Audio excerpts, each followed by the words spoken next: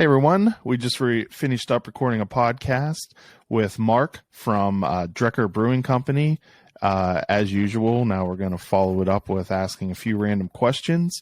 If you want to listen to the full episode, go to uncappedpodcast.com or just click the link in the description below. All right, Mark, do you wash apples before eating them?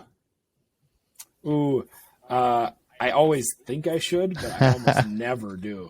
We've had a pretty solid run of people who don't wash them lately. Yeah, I don't wash fruit or vegetables, but I always feel like I should do this, but screw it. We had a going theory for a little while that it may build strong immune systems, because for a while, like everyone who didn't said they had really good immune systems, but like the last one I did, they didn't. They do wash, and they also have an amazing immune system, so there may be no correlation. I think it just builds up a tolerance to toxic pesticides. Yeah. So I'm safer. Who makes the best fast food French fries? And defend your answer. You know, I feel awful even saying this, but McDonald's are perfect. They're perfectly salted. They're always hot. They're never overcooked. I wish somebody else could recreate that, but McDonald's owns the fries. Solid answer. What would the title of your biography be? My favorite quote ever is from Michael Scott, and it's I knew exactly what to do, but in a much more real sense, I had no idea what to do. I think it would be, I have no idea what's going on. What episode was that from? I can't remember, but yeah. I think that to me, it's one of the most profound things ever, actually, because it's that idea too, like where I think like, on a vision standpoint, like I can see and I know what I'm supposed to be doing. I just have no idea what that is. I know where B is. I just don't know the middle part. Yeah, I think it would be, I have no idea what I'm doing right now. What is your biggest pet peeve?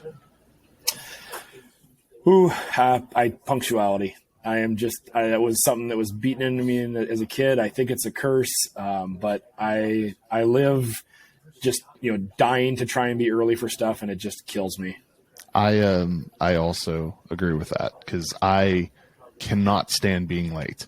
So I hold that self anxiety onto other people too. Well, I think I signed on 5 minutes early and you were already here. So I cannot sign on to a vid chat or anything like that on the minute. I got to be there before. Who would win in a battle between a ninja and a pirate?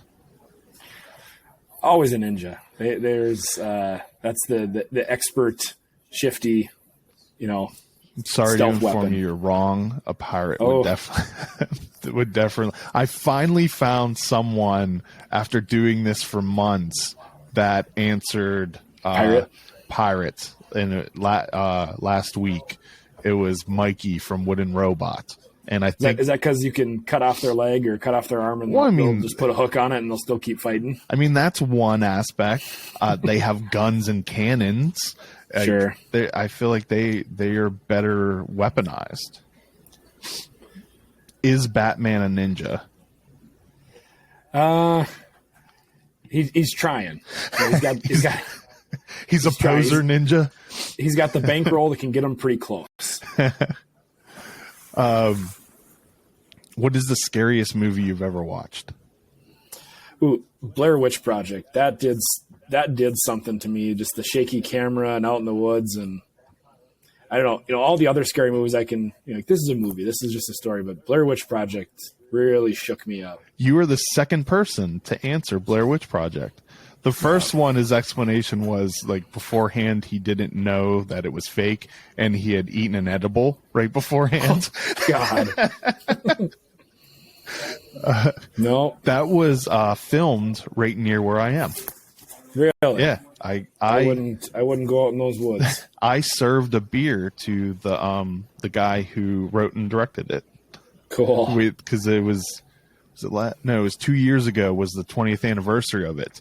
So they had a special showing of it at a theater in downtown Frederick, and they had a few people from the cast, and can't remember his first name. His last name Sanchez, the guy who made it, and they were there to do a VIP thing before the viewing where you could ask questions, and they talked about the making of the movie. Crazy. What's scarier, clowns or aliens? Aliens. I've never really got the clown thing, but aliens, I don't know. There's kind of the mystery, and man, if they can get their butts here, they've got all kinds of ways to kill us and torture us and do experiments on us. My wife is in 100% agreement with you. She can't even stand looking at like just the green stereotypical drawing of an alien. Mm-hmm. What are you currently watching on TV right now? I'm a big fan of Succession right now. That's really, really crazy. I like seeing that just family dysfunction stuff.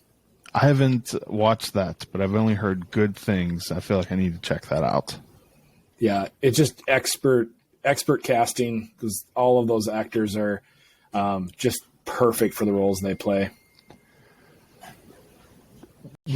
Name a famous person you would love to meet? Oh boy. I would love to meet Cheech and Chong.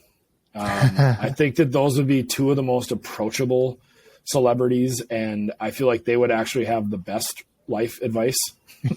I don't think I'm going to learn anything from a celebrity. Like, and I was about to just say, like, I feel like you could make that happen meeting them. 100%. I just saw like recently, like some TikToker did a thing with Cheech and Chong recently. Like said, like that just made me feel like they're probably like if you emailed them or hit them up on social media, like, hey, my name is Mark. I own a brewery in Fargo. I'd love to meet you. Like, I almost feel like they would just reply with yes. I want to believe so. When you play Monopoly, which piece do you choose? I always liked the car. I really loved that vintage long hood, coupe. That is one of the correct answers. Thank you. All right, Mark. Thank you again so much for your time today. It's been a pleasure.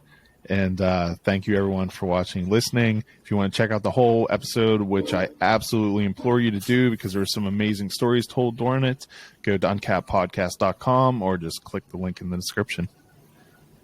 Cheers. Cheers. Actually, no. What is it that you guys say? Like, skull. That's it. So what does that mean? Well, I mean, it's the idea of raising the glass together. The story, which I don't know if is actually true, is that Vikings would use the skull, like the skulls of their, fallen enemies as drinking receptacles. And so that's why they would say that. Okay. All right. Thank you. Skull. Skull.